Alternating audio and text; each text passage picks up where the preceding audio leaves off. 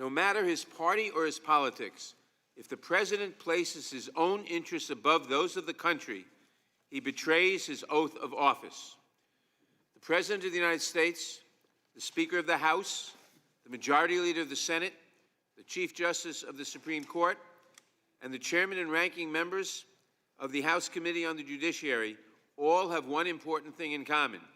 We have each taken an oath to preserve, protect, and defend the Constitution of the United States. If the President puts himself before the country, he violates the President's most basic responsibility. He breaks his oath to the American people. If he puts himself before the country in a manner that threatens our democracy, then our oath, our promise to the American people, requires us to come to the defense of the nation.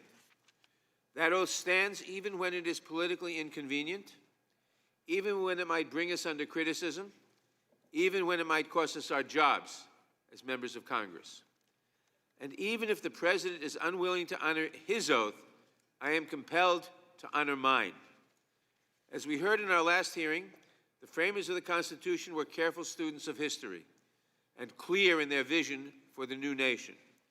They knew that threats to democracy can take many forms, that we must protect against them. They warned us against the dangers of would-be monarchs, fake populists, and charismatic demagogues.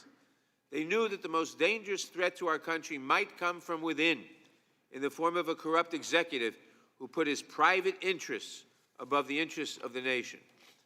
They also knew that they could not anticipate every threat a president might someday pose, so they adopted the phrase treason, bribery, and other high crimes and misdemeanors to capture the full spectrum of possible presidential misconduct. George Mason, who proposed this standard, said that it was meant to capture all manner of great and dangerous offenses against the Constitution. The debates around the framing make clear that the most serious such offenses include abuse of power, betrayal of the nation through foreign entanglements, and corruption of public office. Any one of these violations of the public trust would compel the members of this committee to take action. When combined in a single course of action, they state the strongest possible case for impeachment and removal from office. President Trump put himself before country. Despite the political partisanship that seems to punctuate our hearings these days, I believe that there is common ground around some of these ideas. Common ground in this hearing room and common ground across the country at large. We agree, for example, that impeachment is a solemn, serious undertaking.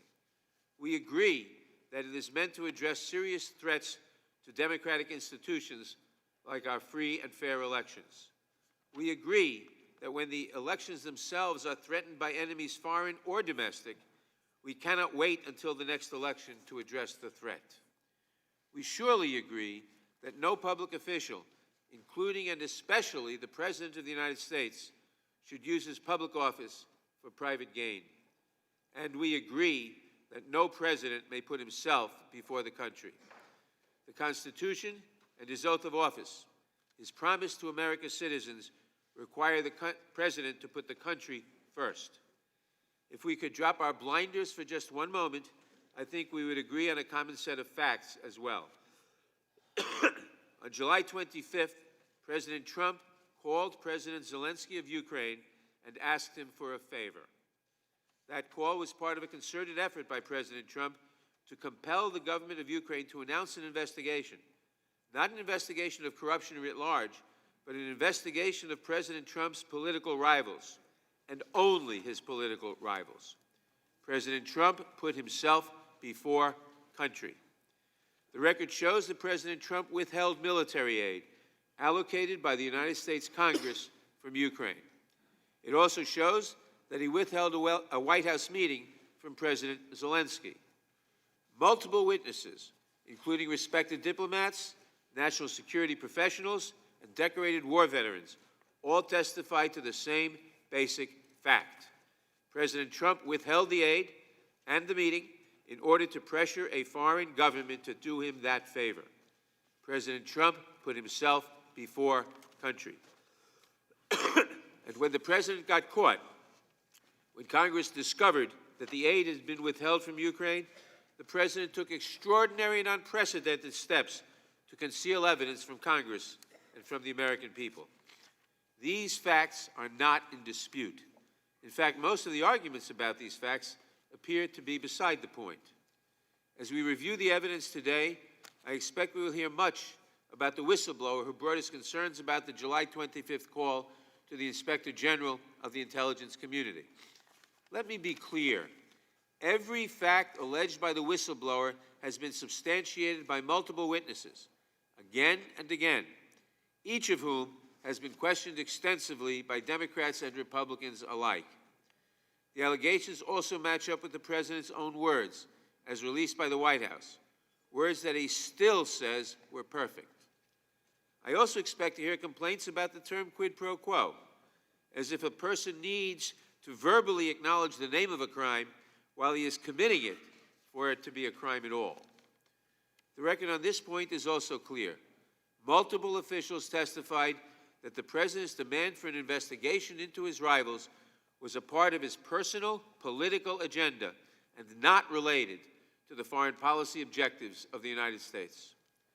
Multiple officials testified that the President intended to withhold the aid until Ukraine announced the investigations. And yes, multiple officials testified that they understood this arrangement to be a quid pro quo for the President's personal political benefit.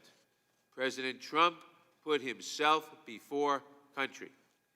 The President's supporters are going to argue that this whole process is unfair.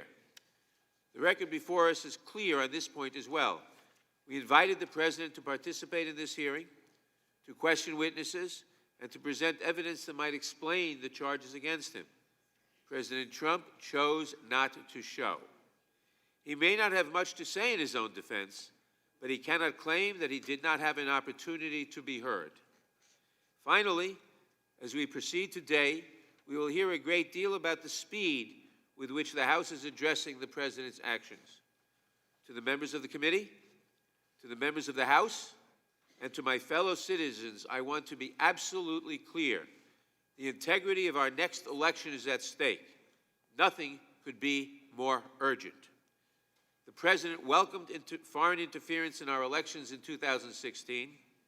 He demanded it for 2020. Then he got caught. If you do not believe that he will do it again, let me remind you that the President's personal lawyer spent last week back in Ukraine meeting with government officials in an apparent attempt to gin up the same so-called favors that brought us here today and forced Congress to consider the impeachment of a sitting president. This pattern of conduct represents a continuing risk to the country.